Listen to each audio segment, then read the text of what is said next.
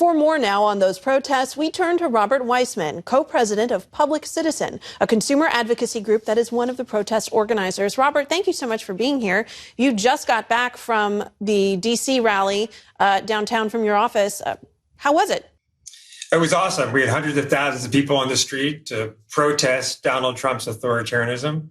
It was passionate and it was joyful. There was a dance party on the steps of the Labor Department. There were people in inflatable costumes. There were hysterical signs. But there was a really clear message that we intend to defend our democracy by exercising our democratic rights. We're not capitulating to Donald Trump and his authoritarianism and his effort to scare us into submission. And as we mentioned, the turnout today was anticipated to be bigger than the No Kings protests that were held in June, with more people attending and more rallies across the country. Why do you think that is? I think there's two things going on. I think that Trump's authoritarianism is getting worse and mobilizing more people. But I think his effort to intimidate is failing as well. And each time people turn out, each time people protest, each time people stand up, it makes it easier for the next set of people to do that. So we think that today, when all is said and done, it will have been the largest day of protest in American history, all to defend our democracy, oppose the ICE raids, oppose the National Guard on our streets, oppose the illegal firings of federal employees, opposing the illegal shutdown of agencies, and more. People want a government that works for us, not for Donald Trump and his oligarch friends. Yeah, you mentioned some of the issues that drove people out today. I'm wondering what you've been hearing from folks participating in the rally in D.C., all over the rest of the country. What are people motivated by individual issues? Are they motivated by the overall approach of this administration, or have you found it to be a combination of factors?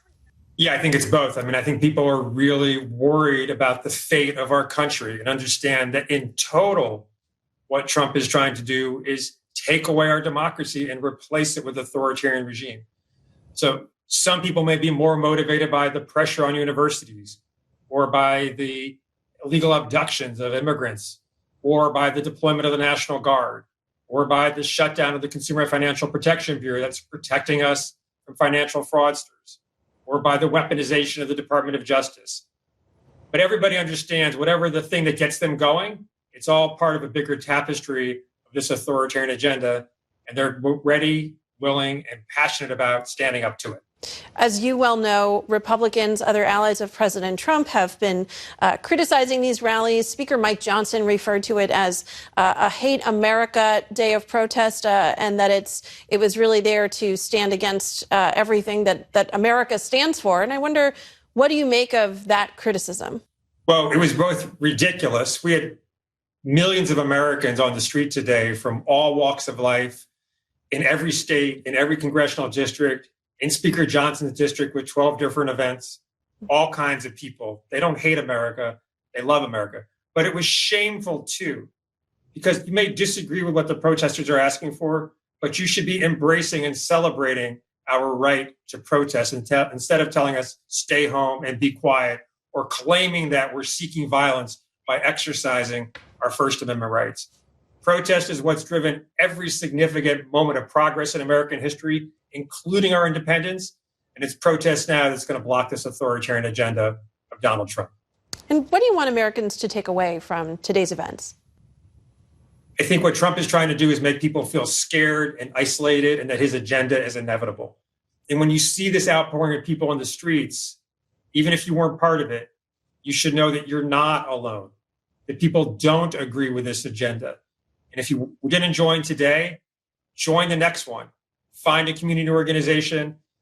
There's power in togetherness and in solidarity and love. And I think that's the way we're going to defeat authoritarianism. That's what the best of what America is when we come together unified. And I think that's what we display today. And people who weren't part of it, join us the next time. Robert Weissman with Public Citizen, thank you so much. Thank you.